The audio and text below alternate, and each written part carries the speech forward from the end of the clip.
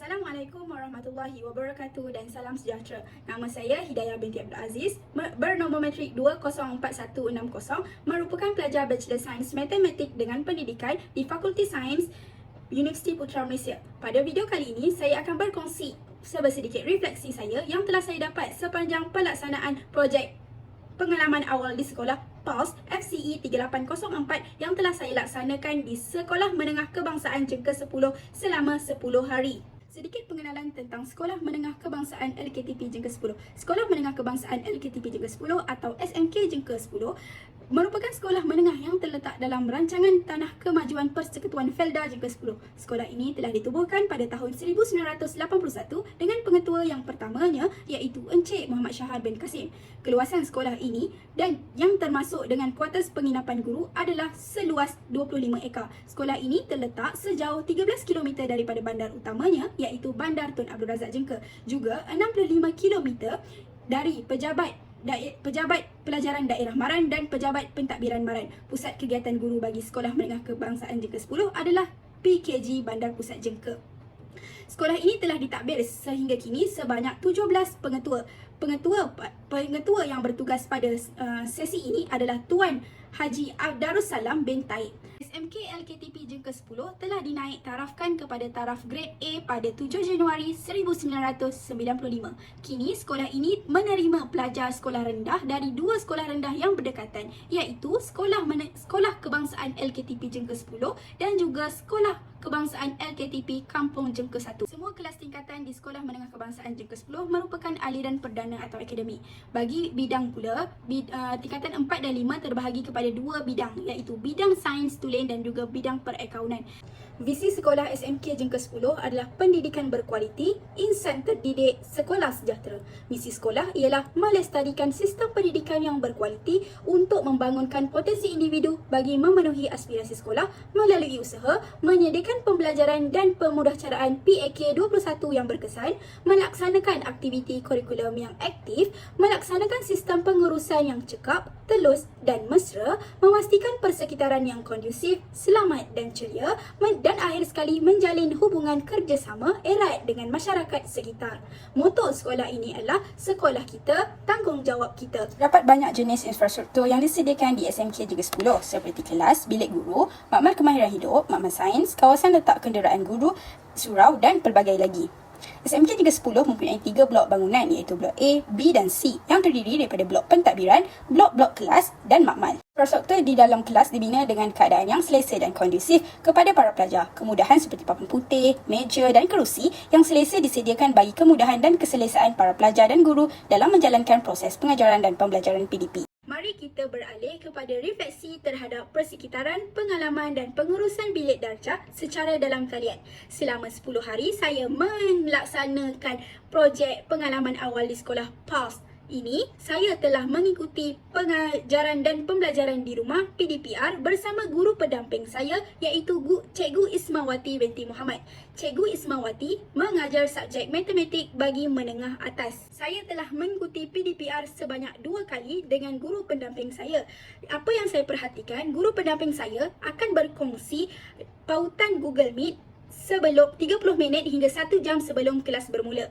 Pelajar akan menyertai pautan tersebut yang telah dikongsikan. Guru pendamping akan menunggu seluruh pelajarnya datang ke Google Meet dahulu sebelum memulakan sesi pengajaran dan pembelajaran. Selain itu, sebelum memulakan sesi PDPR untuk topik yang baru, guru pendamping saya akan mengambil sedikit masa untuk bertanya dan mengingatkan pelajar menggunakan konsep ingat dan imbas kembali kepada pelajarnya tentang topik yang telah dipelajari pada minggu lepasnya. Sebaik sahaja pelajar sudah bersedia sepenuhnya untuk memulakan sesi PDPR pada topik yang baru, guru pendamping saya mula berkongsi layar skrin supaya pelajarnya dapat melihat dengan jelas sesi pembelajaran tersebut. Puan Ismawati telah menggunakan aplikasi PowerPoint sebagai alat bantu mengajar. Beliau juga menggunakan stylus pen digital untuk skrin sentuh bagi memudahkan beliau menunjukkan jalan kerja secara anotasi kepada slide pengajaran beliau. Sebelum menamatkan sesi pengajaran dan pembelajaran PDP, Puan Ismawati telah menyediakan latihan yang perlu disiapkan sebelum kelas seterusnya. Seterusnya, guru pendamping saya perlu melaporkan aktiviti pengajaran dan pembelajaran di rumah dalam sistem pelaporan yang disediakan oleh Kementerian Pelajaran Malaysia. Sistem ini adalah bertujuan untuk pentadbir memantau kerja guru dan guru boleh memantau keterlibatan murid. Seterusnya, laporan akan dihantar di grup rasmi sekolah yang ada bersama ibu bapa. Ibu bapa juga dapat memantau sama ada anak mereka memasuki kelas ataupun tidak. Kaedah PDPR lain yang diamalkan oleh guru sekolah dan Cikgu Ismawati adalah pelaksanaan mengikut keselesaan murid dan guru ketika itu.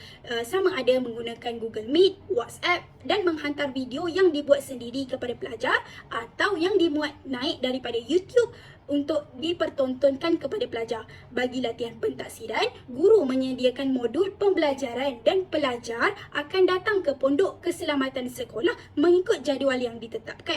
Kelemahan PDPR ialah pelajar mudah hilang fokus kerana jauh daripada guru. Selain itu, peranti elektronik yang terhad dalam keluarga kerana SMK ke-10, rata-rata pelajarnya dari keluarga isi rumah B40. Seterusnya, kerja pengkeranian seperti sistem pelaporan yang membebankan guru.